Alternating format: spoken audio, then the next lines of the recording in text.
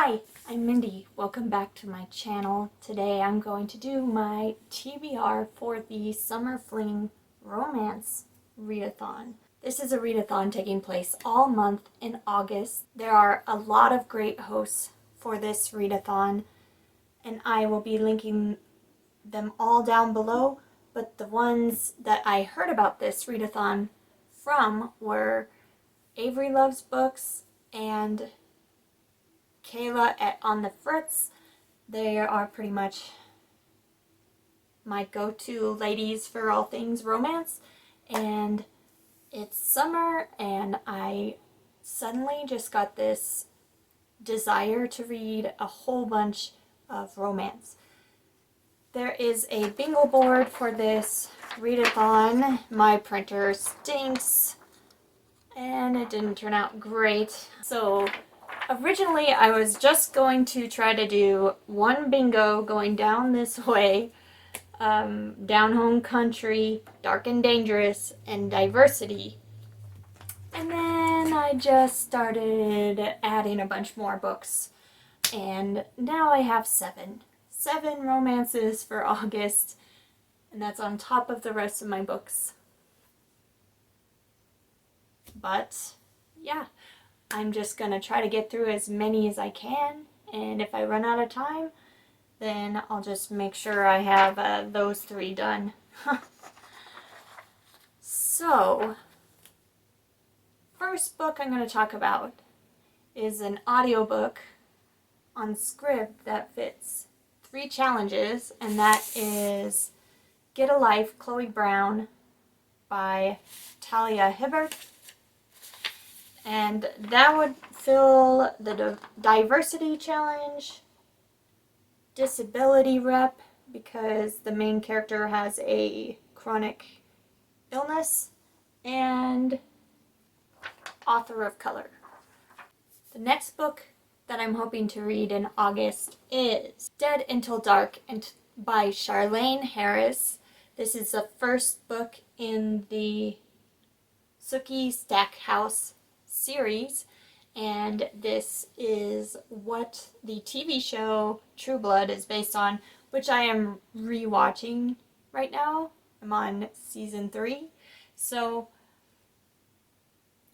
I kind of got a hankering to read the book that it's based on. This is a paranormal romance with vampires in it, and this I'm going to use for my Down Home Country prompt because it takes place in a very small town in Louisiana, and I know the TV show gives me real small town country, down home country vibes. So next I'm going to try to read Legendary Wolf, which is one of the 2 books in this Harlequin Nocturne book.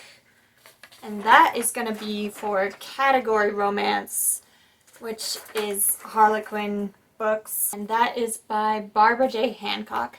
And that is a paranormal romance as well with a werewolf shifter, I believe. I think it's kind of written to be like a fairy tale of some sort.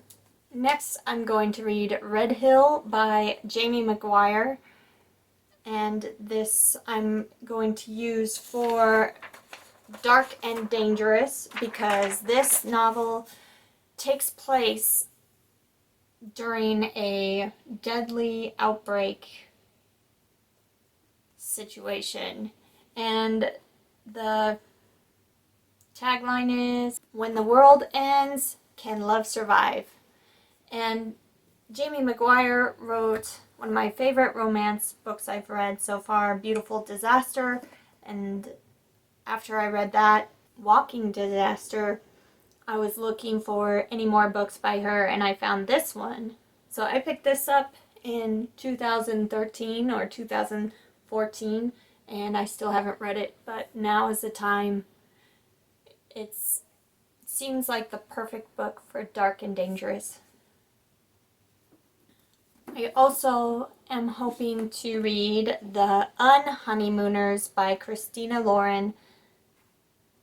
I believe this will be my first Christina Lauren novel, and I've heard a lot of good things about this one. This one is perfect for summer, I think. A vacation story, hate to love, about a best man and a maid of honor that end up going on the honeymoon because the bride and groom can't. That I am using for, oh,